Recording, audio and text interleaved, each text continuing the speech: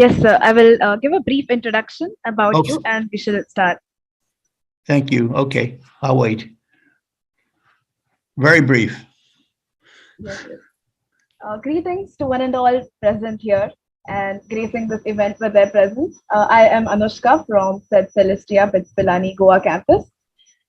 It is often said that problems are not stop signs, but they are in fact guidelines. To tell us more about the same, we have here with us a very special guest who has been the recipient of the prestigious Priestley Medal and has won the Wolf Prize in Chemistry among his many other achievements. We have here with us Dr. Richard N. Zare from the Department of Chemistry at Stanford University. We are extremely honored to have you with us, sir. You may begin now. Oh, thank you so much. Okay, I'm going to now share screen. Just be patient with me while I make this happen. Okay, share. Now let's move some things away so I can get closer to what it is I'm seeing here. Okay, we're getting closer. Now we need to move this, come on. There, this can go down here. Then I can go here.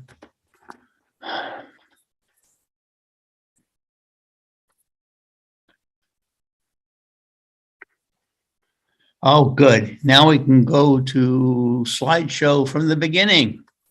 Okay, at last.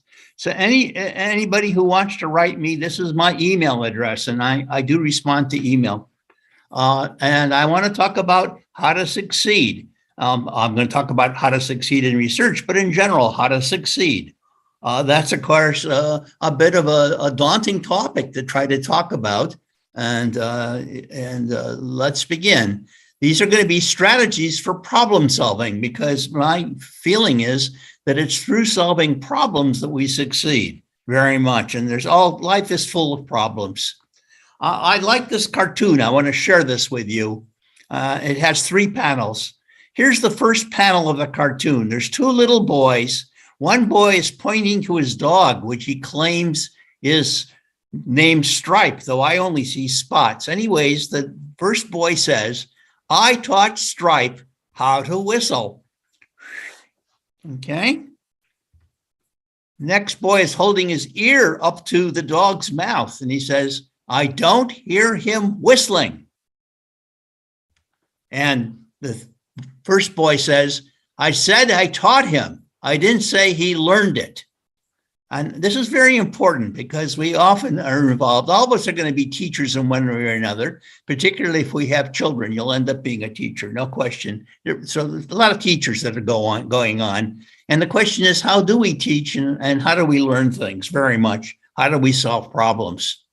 So can we teach problem solving? That's the question. Here's a very interesting diagram put forward by a famous person that published in 1997, and it shows, let me try something. Let's see if I can make this. This shows events and observations, goes into a perception filter, interpreting, rearranging, comparing, storage, preparation, storing and retrieving, and feedback. And it's a lovely diagram, but I tell you, this diagram has never helped me solve a single problem. I found this diagram lovely, but worthless in terms of problem solving.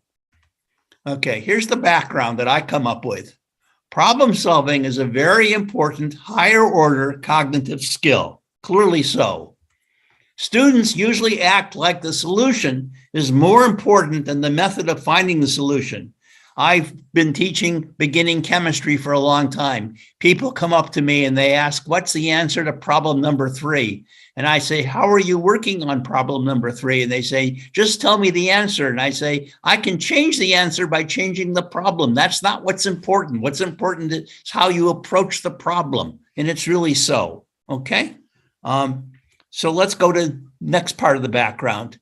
Teachers seldom talk about how to find solutions to problems. When's the last time you've gone to a lecture in which somebody's going to tell you about problem solving? Generally, it just doesn't happen. And when teachers do, students usually see a clean, even elegant solution having little in common with the fuzzy thinking that they experience when they try to solve problems by themselves. Not the same at all. I decided to use Google, my favorite search engine, and look for tips on solving problems. And here's tips. Thought process. Think about the problem. Decide what you are best asked to find. You got to find it. You got to indeed know the goal. I agree. Information. Write down or highlight the key words, numbers, and facts that need to be considered. That's useful. You got to always collect the information. P, plan. Decide on a mathematical operation or strategy and see how you will work out the problem. Well, fine, but that's not telling me what to do. And finally, solution. Solve the problem by performing the strategy. So problem solving tips was useless to me. I still can't solve a problem with it very much. Here's more tips, okay? More tips, which I actually find much more useful. First is decompose the problem into smaller problems. Anytime you can do that, you gain. Don't look at the overall problem. It's often overwhelming. Like, for example, climate change looks overwhelming to start with. Then you look at what are the aspects of climate change and you decide that there are individual actions that can make a difference. That's an example. If the problem is too hard, think of a similar problem that you can solve. This often helps. Draw diagrams, play with it, make tables, list facts, examine possible limiting cases. Run things to extremes. This will often tell you whether something matters, that the information that you have available or it doesn't. And then make guesses and approach solution by iteration. It's really so. You need to be willing to guess and to do this work. I find this very important. And then using the guess, correct your guess. So to me, this is much more useful. So now, what do the experts say? And I found this quite interesting. Here is something that's written. It says, textbook solutions to problems provide no indication of the false starts, dead ends, illogical attempts, and wrong solutions that characterize the efforts of students when they work in problem solving.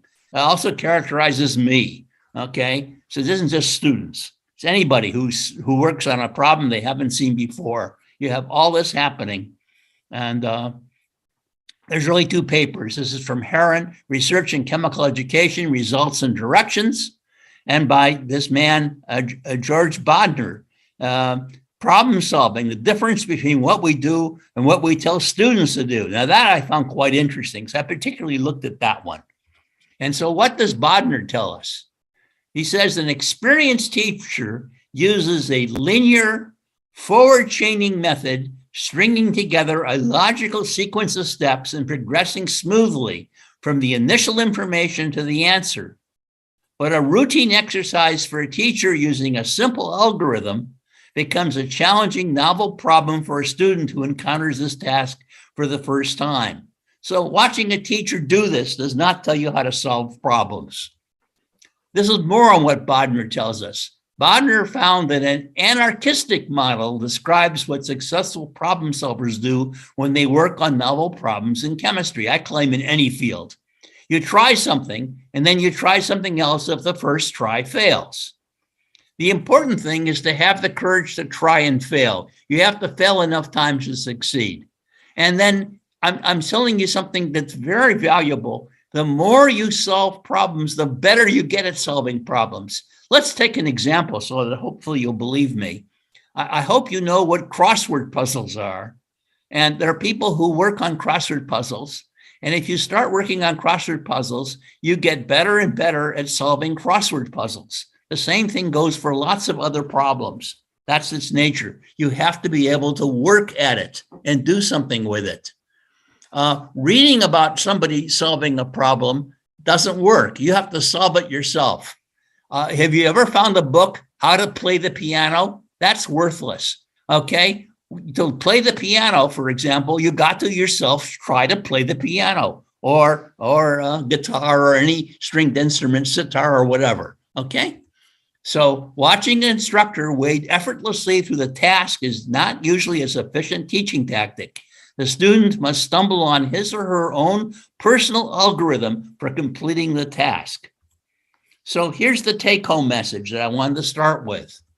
The process of trial and error may appear disorganized or even irrational to the teacher. So intervening to show the student the correct way of obtaining the answer is tempting. Don't do it. While intervention may make the teacher feel good, it does not necessarily help the student. So let me show you how to work this problem. Don't do that. Okay. What do? You instead ask questions. Help the student by asking questions. Have you thought about this problem? And is there any connection to the fact that they're mentioning what the temperature is? Whatever you think. What about the pressure? What does it matter what day it is? What's going on? What's important in terms of your facts? You need to be able to do that. Here is another problem-solving strategy that I found very useful. And again, not talked about much. It's working backwards. Okay. This actually goes to a person at Stanford, a mathematician by the name of Polya, no longer alive, who wrote a book, How to Solve It, which unfortunately is now out of press. And this is what Polya said. He said that the problem is best addressed by examining what it is that the question asks us to find, the objective, and by working backwards to the information given in the question. So start backwards and go forwards. This, believe it or not, is often valuable. And I'll show you some examples if I might, because it represents a real interesting strategy. We're interested in creating a problem-solving pathway that travels from the objective to the givens. Interestingly, the same strategy is often used in synthetic chemistry, and for which E.J. Corey got the Nobel Prize in Chemistry, and it's called retrosynthesis. Instead of, when you're faced with making some natural product, instead of starting with all the possible beginning compounds that you can get from the stockroom, he says, take that natural product, look at it. What must have been what must have been the last step that made it come together, and then work back from it. That's the idea of retrosynthesis. Again, very powerful.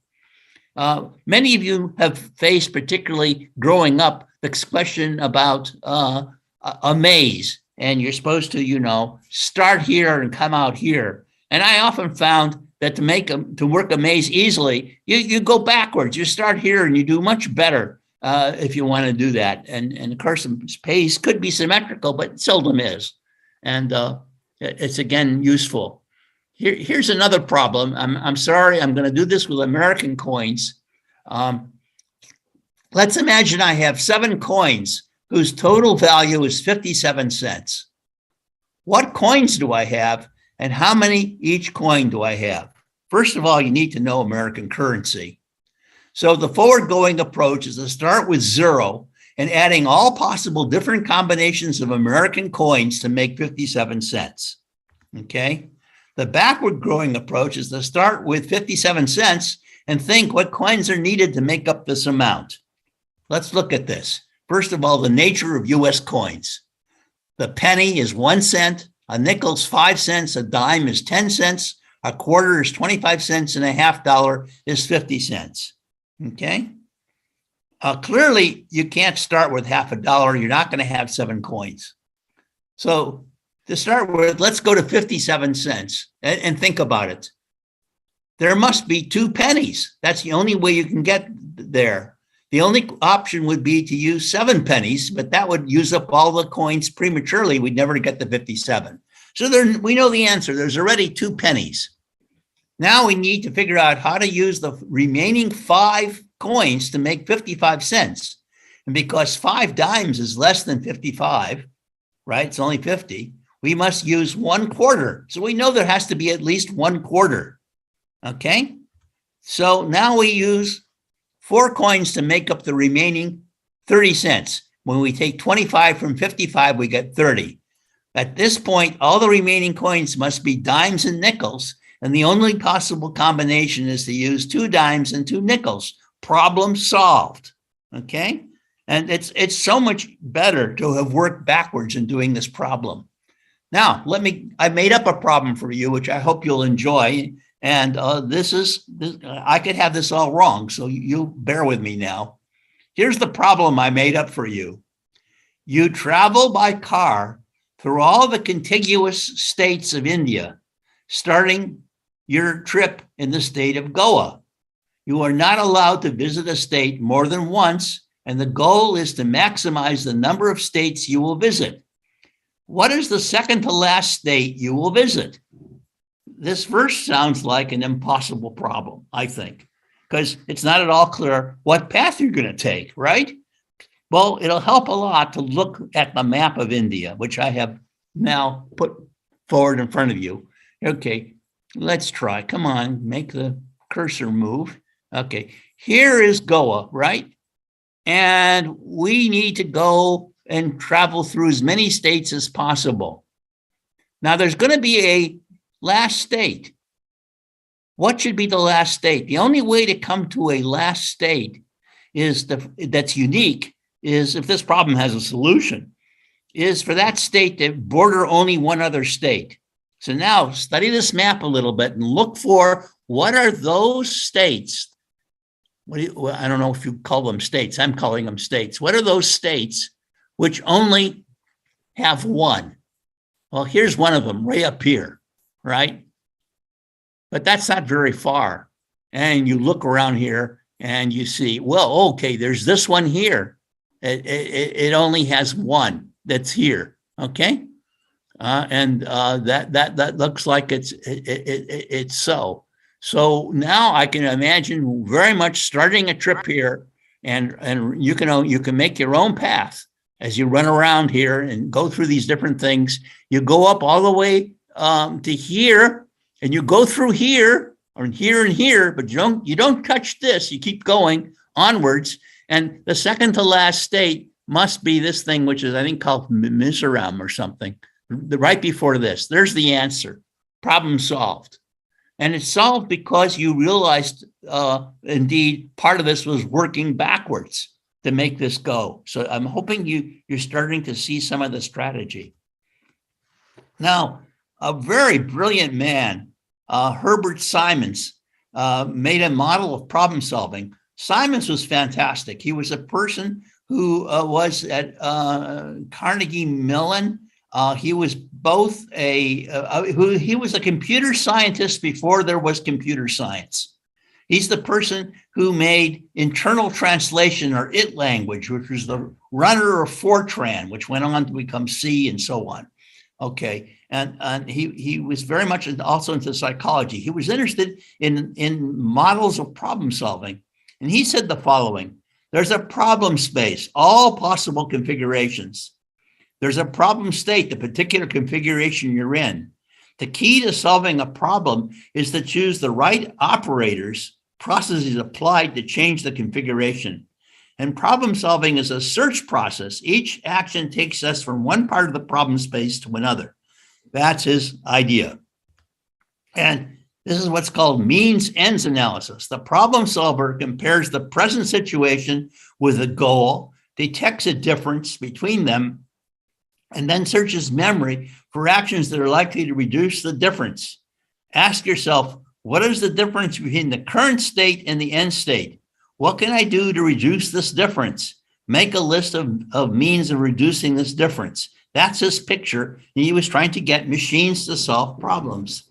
And indeed, I'm telling you now, the best chess player in the world are computers, as well as the best Go player. And a lot of it is based on this idea that we're talking about in terms of making a search and evaluating where you are. Okay. But it's not the way I play chess at all. Now, and the beat goes on. This woman, Mary Gick in Canada, wrote in 86, a distinction is made between what she called schema-driven and search-based problem solving. She says, don't just simply use search-based. What you do is you see whether or not you can recognize a pattern, something you've seen before. During the construction of a problem representation, certain features of the problem may activate knowledge and memory. A schema for that particular type of problem may then be activated. The schema is a cluster of knowledge related to a problem type. It contains information about the typical problem goal, constraints, and solution procedures used for that type of problem. And this is indeed much more how I play chess or other things, is that I recognize some position that was like this before, and then I know what to do that seems to work. Things like this. And this is true of a lot of things. You don't want to just do this search-based. When you're stuck, yes, but no. So the search base is often like flailing around. Okay. And so here's Dick's model of problem solving. If scheme activation should occur during the construction of a problem representation, then the solver can proceed directly to the third stage of problem solving. In the absence of appropriate schema activation, go try something, make a search. Search strategies may involve the comparison of problem states to the goal states, as in the means ends analysis that we've talked about. Okay, good. Let's look at something. So here's an interesting problem for you to consider. I hope you will. What is the next member of this coded series? Here's a code, and I see this code, and I'm asking you, what's the next member of this series? And your first thought, if you were like me, is, my God, how would I possibly know? But you look at this some more, and you recognize something, I hope. And what you recognize is you look for symmetry. And there is symmetry. What type of symmetry? There's actually a reflection symmetry going on. You see? What do you see? I see the number 1, the number 2, the number 3, the number 4, the number 5, the number 6, the number 7. And you know what? I know the answer. And it's this. And so now I've broken the code. Anytime you can recognize symmetry being present, you always gain in reducing your problem. It really is a valuable thing to look at. So there's another trick to think about, symmetry. And there's still another approach, if I might, which is become obsessed with your problem. Now, you can't become obsessed unless you think your problem's important. This is so. So you have to now really decide you want to pick problems that matter to you a great deal, not just because somebody assigned them, but because you really want to know often. And particularly if you go on in research, you'll come to problems and you really have to become obsessed with them to solve them. And when you're obsessed, you'll find out that you can dream about it. Now, you may find this a bit amazing, but I've actually solved problems by dreaming about them. And I'll tell you about my dreams. I don't know about yours, but my dreams are incoherent. They make no sense. But the beauty of a dream is it actually is not totally logical. And the ability of being non-logical allows me often to jump over something which was stopping me before and looking at the problem the right way. And so I've woken up and say, oh, I should then try this or that. So this is really important. And before I go on, I perhaps should tell you a story that goes further with this. It was mentioned very kindly that I won the Wolf Prize. That was in chemistry. I was sitting in a taxi cab going much too fast on a road between Tel Aviv and Jerusalem, actually from Jerusalem back to Tel Aviv, with 2 Russian mathematicians who had also won the Wolf Prize for something they had done in topology. I know nearly nothing about topology, but I decided to ask them because looking at the road was making me sort of nauseous, and I wanted to talk with them. So I said, you've solved this famous problem that people hadn't solved before in topology. I said, how did you solve this problem? I wish I could do a Russian accent. I can't. They conferred with each other. And they said in a deep voice, we mathematicians, we have tricks. I said, yes. Well, did you use a trick? And he said, all good mathematicians know the same tricks. He said, no trick worked. Oh, I said, then how did you solve the problem?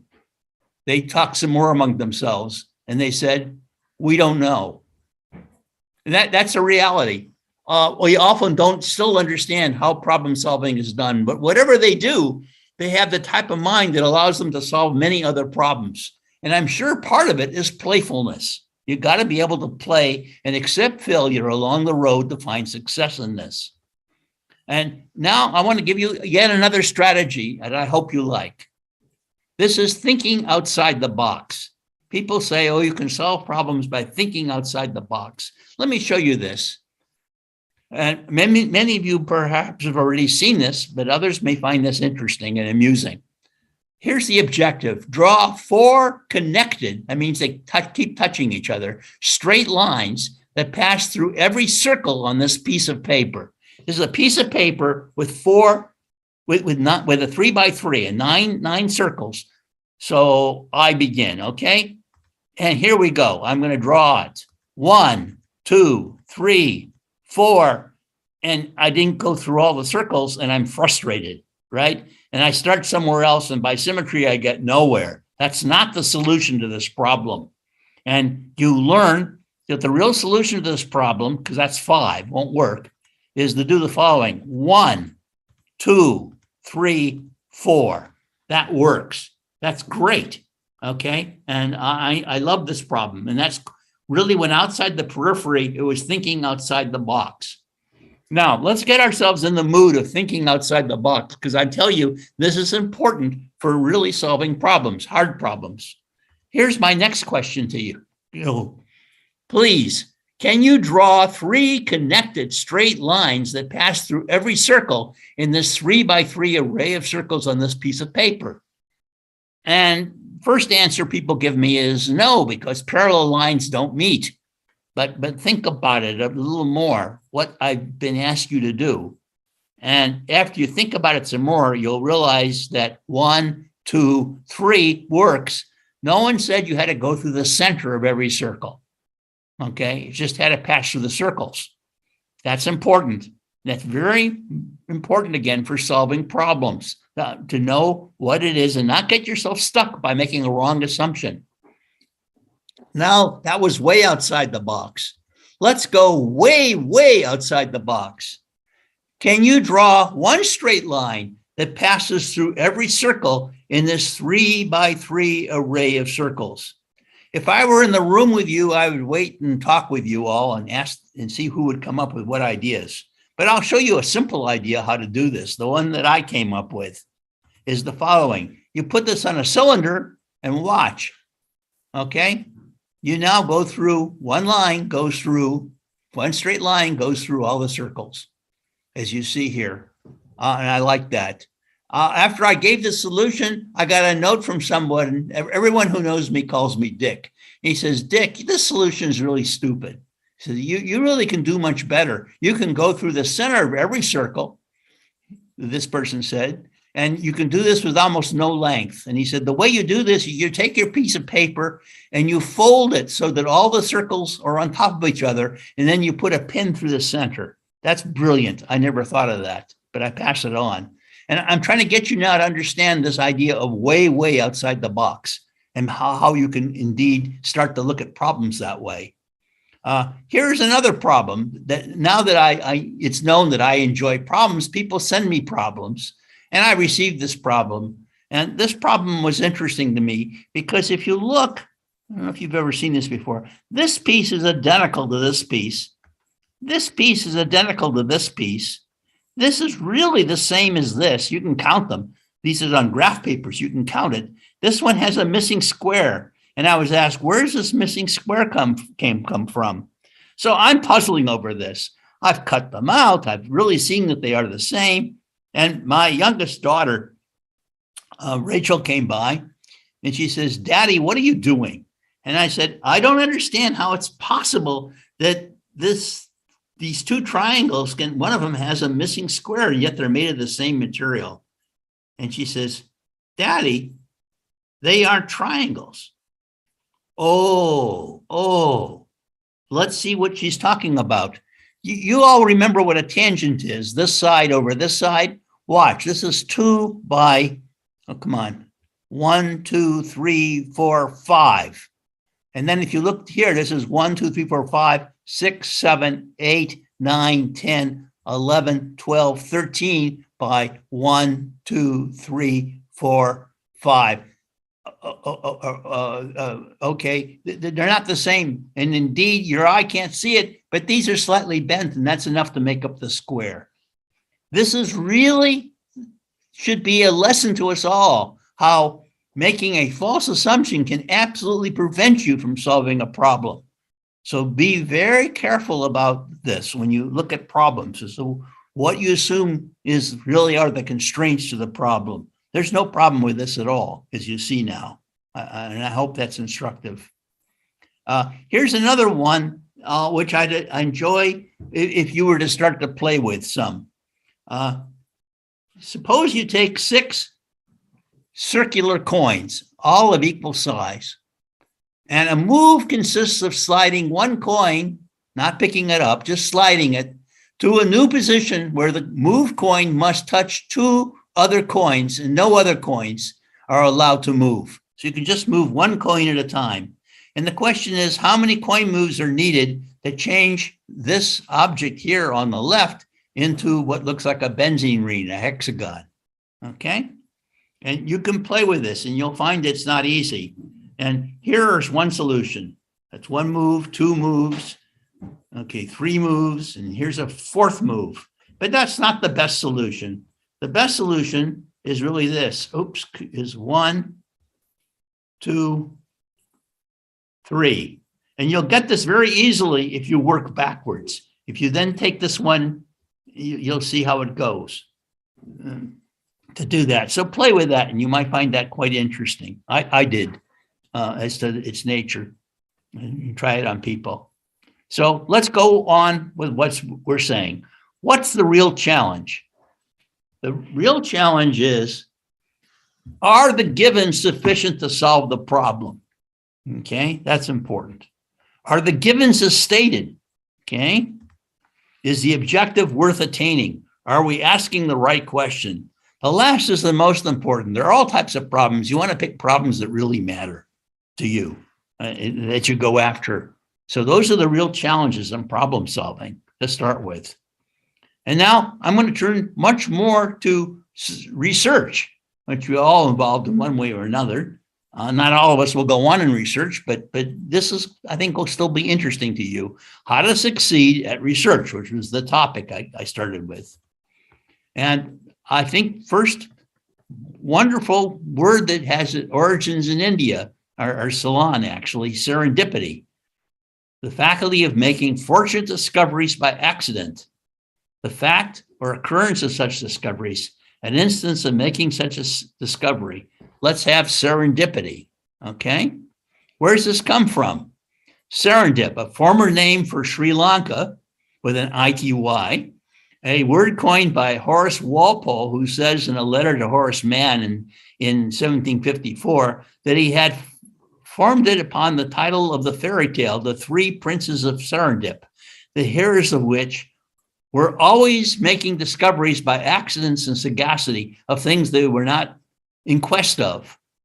Pretty interesting, serendipity, okay? And serendipity can be made to happen, really. It's a frame of mind. And this is what Louis Pasteur said, and it's really important. In the field of observation, chance favors only the prepared mind. People see things all the time. It's only those who are questioning what they see can start to really make new things happen with what they see. Okay, quite important in all types of problems. And here's some more, and I've given you the reference below. It says, probably the majority of discoveries in biology and medicine have been come upon unexpectedly, or at least had an element of chance in them, especially the most important and revolutionary ones. It is scarcely possible to foresee a discovery that breaks really new ground because it is often not in accord with current beliefs.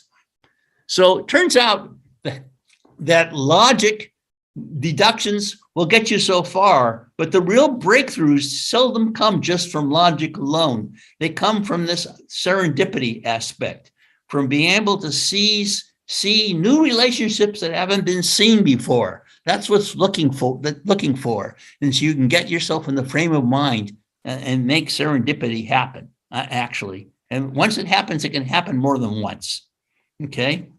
So here's some more. Little record exists of mistakes and learning from them, and of the role of chance and accident in stumbling upon significant problems and reformulating old ones and in devising new techniques, a process known as serendipity. A lack of theory or of imagination, an overcommitment to a particular hypothesis, or a rigidity in personality may prevent a field worker from learning as he stumbles. He should be he or she, but that's what was written in 1966.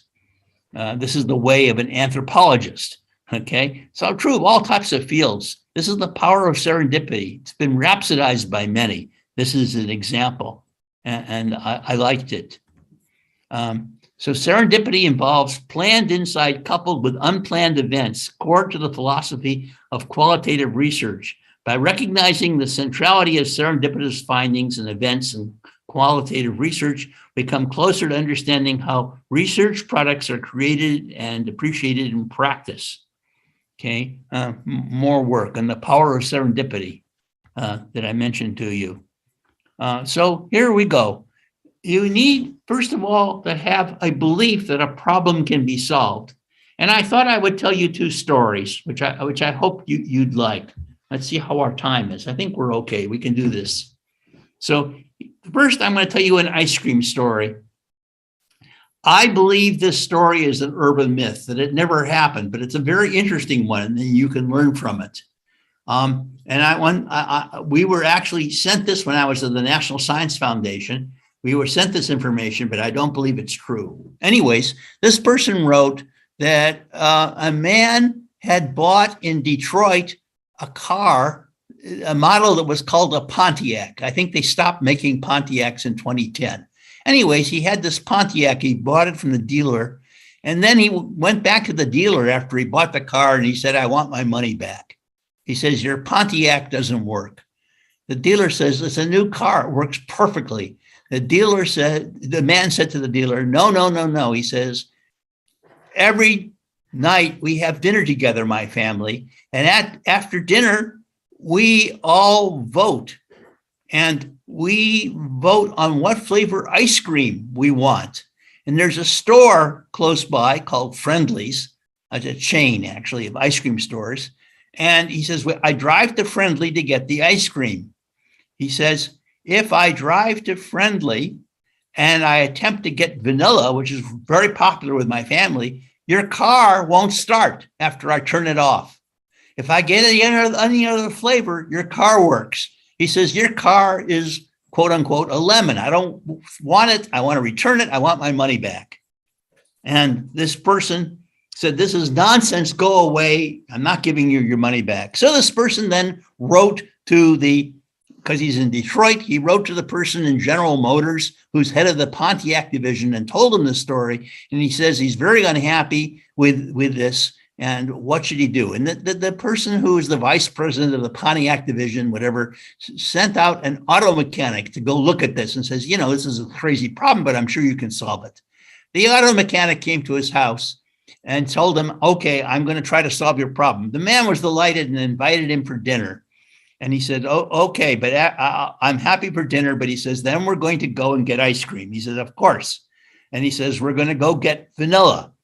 Certainly. So they got in the car starts right away. They drive to the store. The guy goes in. The guy comes back out with a package of vanilla. They try to start the car again. It coughs. It sputters. It's really hard. They have to wait quite some time. They finally get it started again, the car. They drive it back to the house, drop off the vanilla. He says, let's go back to the store again and get some other flavor. They go back to the store and they now get something like chocolate almond or mint chocolate.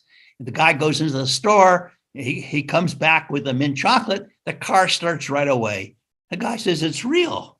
He says, yeah, of course, I'm telling you it's real. That's why I want my money back. He says, no, he says, just wait a moment. He says, I understand there's a problem. And he says, I don't understand this problem, but I'm going to come back tomorrow and we're going to work on solving this problem. And he says, I liked your dinner, but really we're just going to go to the store with their car. And they do that. And now the guy is really being extremely careful, as you need to be when you do research. He has checked the air in the tires. He's checked the temperature. He's looked at the new car. He's opened up the hood, the front of it, looked at the engine. Everything seems fine. Okay, he drives with him to the store. Now he goes into the store with him and he makes a discovery. It turns out vanilla is so popular that they pre-package it. And so you can immediately pick up a package of vanilla, pay, and walk out of the store. But if you ask for another flavor, then they scoop it out into a container and they have something where they weigh it. And they weigh it, and if it's not enough, they put more in. And then if they put in too much, they take a little more back out until they give you exactly the weight, and then you pay for it. And now he realizes that what's going on is not the question of flavor of ice cream, but how much time it takes between when the car is turned off and when the car is turned back on. And vanilla means it's turned on right away after it's been turned off very quickly. And there's something called vapor lock, which is too rich in fuel. You got to wait for the fuel for the cool to start it again. And it's a very simple adjustment, and the problem is solved. Okay, I brought this to you because it required a lot of observation and thoughtfulness to make this happen. And not obvious to start with at all. I thought it was a good example of problem solving.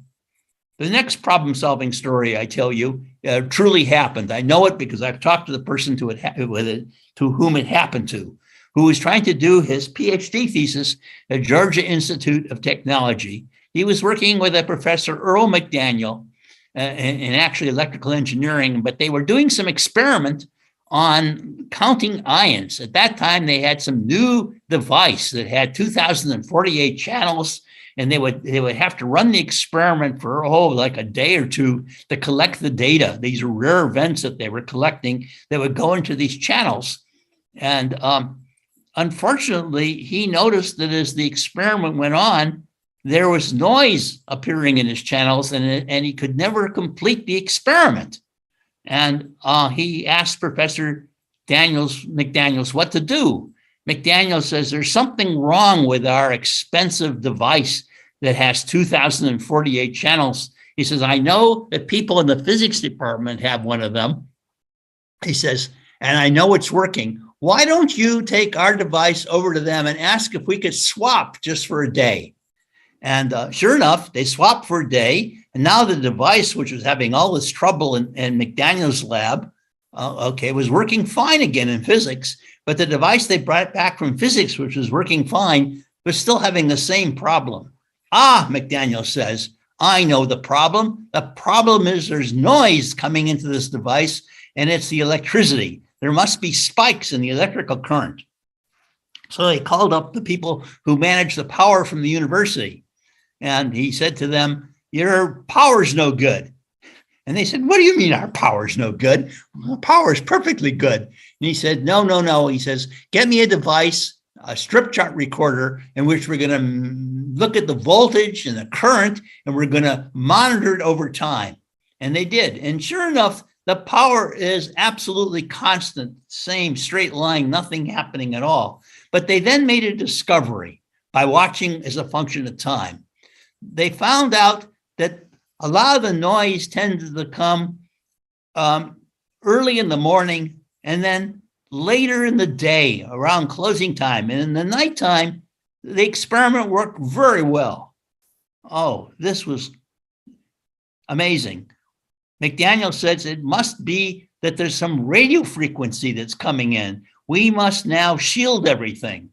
And they then wrapped all types of copper cables around things and, copper mesh, make a Faraday cage. Nothing worked. And it would look pretty sad. Well, they're still working on this. And then a discovery was made. It's not a happy topic, but a person in the lab got sick. He actually got what we call diarrhea, had to go to the bathroom. And that's when the discovery was made that it was possible to actually flush the data away by flushing the toilet that caused the noise spike. This is very important observation. And again, sounds, many things in research sound like there's some type of supernatural presence that's causing something. It's not so. There's a reason for what's happening. And so what happens is when the water pressure goes down, when you flush the toilet, there was an interlock on the diffusion pump for making this vacuum. And this pump had this interlock on it, and it would start to think that the water was filling, so it would try to shut off the current. And it was a relay, and it would try to close, but then the pressure would come back and would open again. But in closing and opening, it made a spark, and the spark, of course, made electrical noise inside their system, and that's what was causing the problem. And the problem was very easily solved by replacing the corroded relay with a good relay, and problem solved. So there's an intermittent failure story. Intermittent failures are the worst. But again, through observation and persistence, the problem was solved. Then observation, if you notice some logic in this. So you have to have confidence. It's very important to have confidence about solving problems. And this idea of confidence, unfortunately, I have found, at least where I live, can be very much a matter of gender, which I'm disappointed by. I give exams in my beginning chemistry course, and I ask the people who come in who have gone to high school first, and then they're taking freshman chemistry from me, why they've done poorly on the exam. And the young men generally tell me it's because I'm a poor teacher, because the problems were not anything that they've seen before. And they're used to the idea that in high school, they just simply parrot back whatever it is the teacher says. And that's not the nature of the problems I give. And that's their reaction. And I try to tell them, no, you got to think about putting things together to solve the problems. And often, though, in speaking to young women, they tell me, I knew I couldn't do chemistry, and this only proves it. And that really is a sad commentary on culture, because it isn't true. They're if not equally gifted, maybe even superior at that age. Who knows? Anyways, that's the nature of it. And so I'm going to go on, and I'm going to go on now to talk to you about what I think are the elements of a successful career, and give you what I call the top 10 list of how to succeed, now that you have some feeling for this, if I might. So let me begin. Number 10, take responsibility for managing your own career. No one else will. Avoid the trap of getting caught up in the expectations of others. Polonius, said it, to thine own self be true. And this is important. So you got to manage your own career. Let's go on now to 9. 9 is plan your career.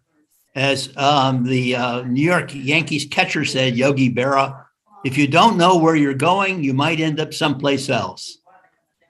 But life is more a stochastic process than is first imagined. One crazy thing after another keeps happening to you. Consequently, long-term planning is less useful than it might seem. Yes, you got to make a plan, but I'm telling you, when opportunity knocks, open the door. Always make plans, but be flexible and be willing to reassess your plans. This is important as you go through life. Here comes 8. Practice persistence.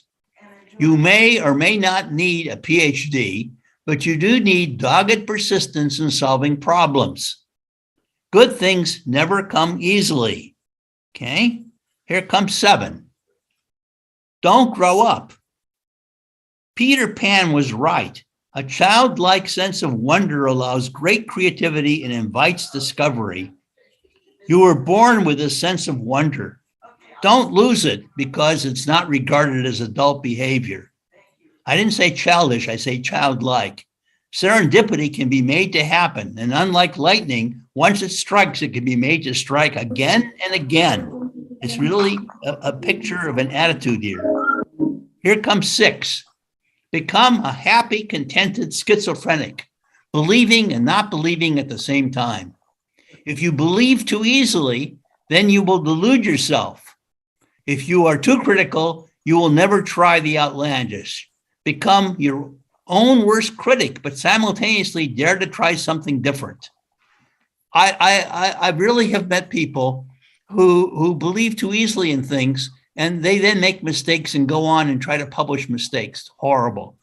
As soon as you think you know something, start to ask yourself, why could it be that it's not so? Turn around. That's what I'm telling you about being schizophrenic.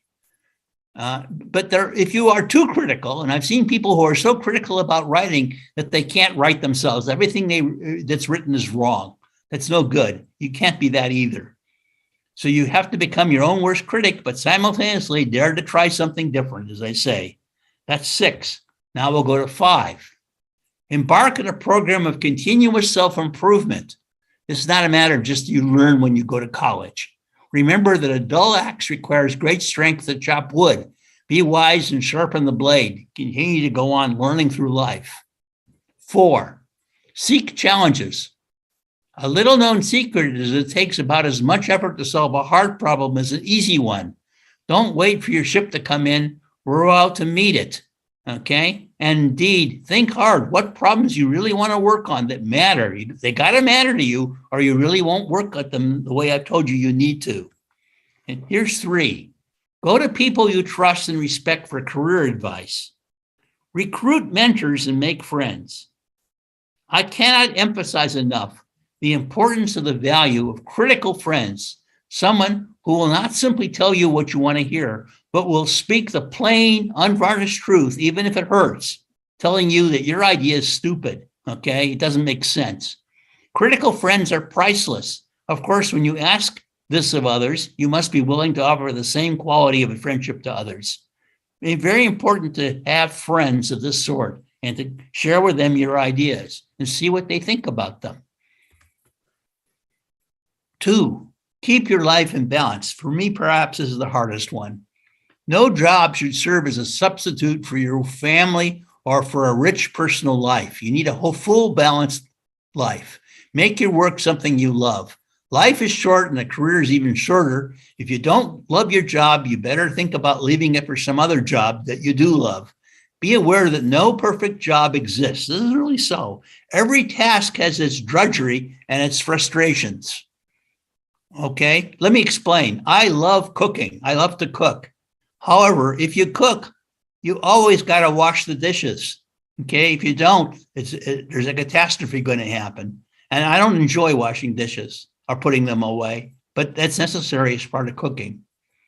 The other thing to mention to you is no situation is free of politics. What is important is to be able to pass through the negative so that you can dwell happily in the land of the positive. Blessed are those who achieve equanimity in this age of angst, stress, and false gods. Okay, so keep your life in balance. And last, the most important, have a dream and do something that you love. Build sandcastles in the sky. Their foundations will follow. Select something that you love, something that you value. Study it, live it, work at it. Work harder at it than you've ever worked before. Immerse yourself totally in it.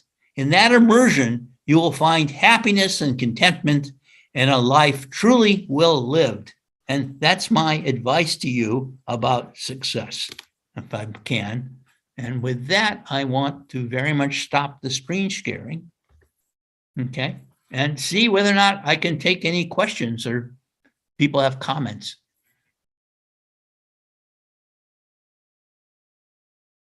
Wonderful lecture. And hello. Hello, I'm there. Yes, so it's such a wonderful lecture, and the last points you mentioned for success, they actually like you voiced our own minds in that. Thank you so much for that. And like we'll take up questions now. Anushka, if you could take up questions if there are any. Just speak out. Yes. Yes. Yes, we are open to questions now. The ones who are interested can drop the questions in the chat box. So Ranjit, do you have a question? No questions there. Okay. No. And Manik, you have anything? No, it's fine. It's fine. It's good. Okay. Yeah, D, it's a wonderful lecture actually. Oh, Nanamani. Oh, wonderful. Yes. Yeah, actually somehow, I missed the timing, but anyway, I joined in between. Actually, it was very good. I have enjoyed, but anyway, I will get from you later actually. I wish I had been told this lecture when I was much younger. This has taken a long time to put this stuff together. Indeed. It's very nice. Very nice speak. Thank you. We have some questions from YouTube and other like social media sources as well. So like we just like state them here. So one of the questions has been posted that should a job be considered with love or with responsibility to a family? Someone asked this on YouTube, I think. Well, you need both, of course. You have to fit into society and into your family. That part's true. But you do want to, if you can, find things that you really enjoy doing. You'll be much happier at it. And there are, of course, many different jobs. There isn't one right job. I hope this helps, what I'm saying. Yes, sir. So I had a few questions of my own. So first of all, I like the fact that today before starting this lecture, we faced a problem and we solved it, and then we kind of and Right. yeah. So like, I always had that question that whether to pursue research or get into a normal job. So like, how can we know as a person that we have that acumen for research? Like, I think that doubt, perhaps everybody has to. Well, it's a matter of really, there's so many ways that you can contribute. There isn't just one way. There's some people who are very strong in theory. Some people are very strong in experiments. There's some people who are very good at organization, and it depends. And if you find that you don't like it, then you move on to something else. That's fine. No, I'm not trying to make everybody into a researcher. Is that but I am trying to get you to get a fulfilled life. And I'm telling you, life is full of problems, and problem solving is a skill that you only get better at as you solve more problems. Really.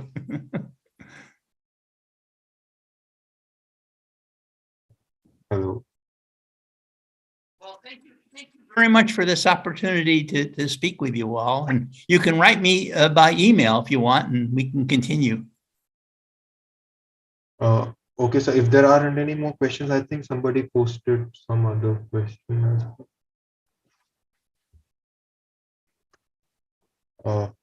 Fine, so thanks a lot for the lecture. We'll give you other questions if anybody has, but thank you so much for the lecture, and we all gained a lot from this lecture, and literally everybody's blessed to have this lecture from you today. Thank you so much for giving me this opportunity. I just wish I were there with you. I wish it were possible. Would love to have you here, Professor Zare. It's definitely, so for offline lecture, we would love to have you, and we'll do that as soon as like time and circumstances and like rules of our college allows. Right. So, okay. I say goodbye then. yeah, thank you, sir. Goodbye. Oh, goodbye. Bye, everyone. Bye, Dick. Bye. Sure.